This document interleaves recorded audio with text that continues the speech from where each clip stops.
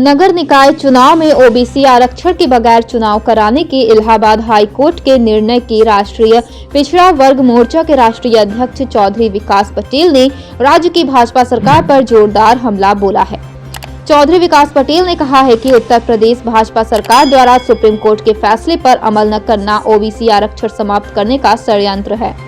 उन्होंने कहा है कि सुप्रीम कोर्ट द्वारा डॉक्टर के कृष्णमूर्ति और अन्य बनाम भारत सरकार के मामले में 11 मई 2010 को तथा विकास किशन लाल गवली बनाम महाराष्ट्र सरकार मामले में 4 मार्च 2021 को पंचायत चुनावों में आरक्षण लागू करने हेतु ट्रिपल टेस्ट प्रणाली के तहत आरक्षण लागू करने का आदेश दिया गया है, मगर उत्तर प्रदेश सरकार द्वारा सुप्रीम कोर्ट के आदेश का पालन किए बगैर ही नगर निकाय चुनावों में आरक्षण घोषित किया गया।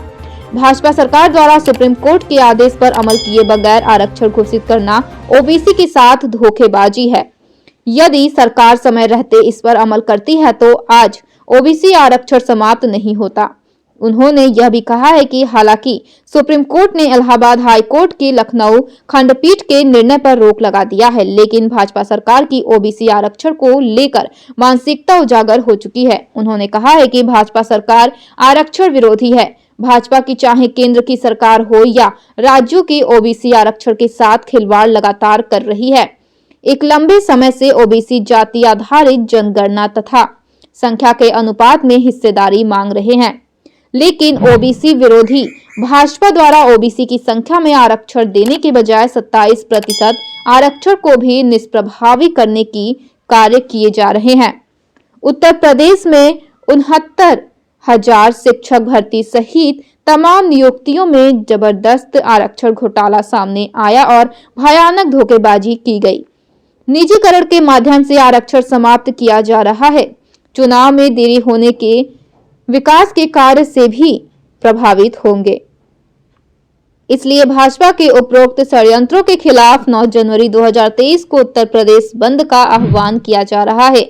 उन्होंने बताया कि इस अंतर बंद को देश के बड़े बहुजन नेता वान मेश्राम का भी समर्थन है। इस बंद में भारत मुक्ति मोर्चा, बहुजन क्रांति मोर्चा, बहुजन मुक्ति पार्टी, राष्ट्रीय किसान मोर्चा, राष्ट्रीय मुस्लिम मोर्चा, भारतीय विद्यार्थी युवा बेरोजगार मोर्चा, राष्ट्रीय मूल निवासी महिला संघ, राष्ट्रीय आदिवासी एकता परिषद सहित दर्जनों संगठनों ने उत्तर प्रदेश बंद में हिस्सा लिया। मेरा नाम उर्मिला गौतम है। मैं राष्ट्रीय मूल निवासी महिला संघ का जिला अध्यक्ष हूँ। इस बनारस जिले में हम कार्यरत हैं। ये धरना प्रदर्शन ओबीसी आरक्षण के लेकर हो रहा है। आज हमारे सरकार को, आज हम लोगों को आज़ादी मिले कम से कम 75 साल हो गया। हमारे 75 साल में हमारे अधिकार को कैसे खत्म किया जा रहा है ये हमारे ओबीसी भाई को नहीं पता था, लेकिन अब हमारे लोग जो आगे बढ़ता जा रहा है उस तरह से हमारे लोगों को जागृति बढ़ती जा रही है और वो कह रहे हैं कि हमारा अधिकार क्यों खत्म कर दे रहा सरकार। हमारी सरकार को क्यों ऐसा लगता है? हम सब ओबीसी भाई उनके साथ में रहते हैं, हम लोग सारी जगहों पर रहते हैं, लेकिन सरकार हमारे साथ धोखाधड़ी क्यों करती है?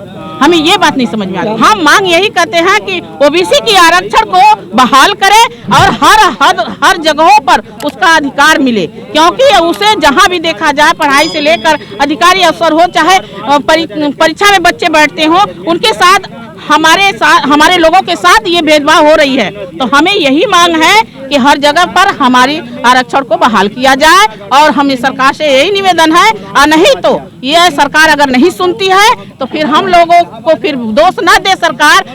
हम लोग बहुत कुछ करने वाले हैं इस टाइम।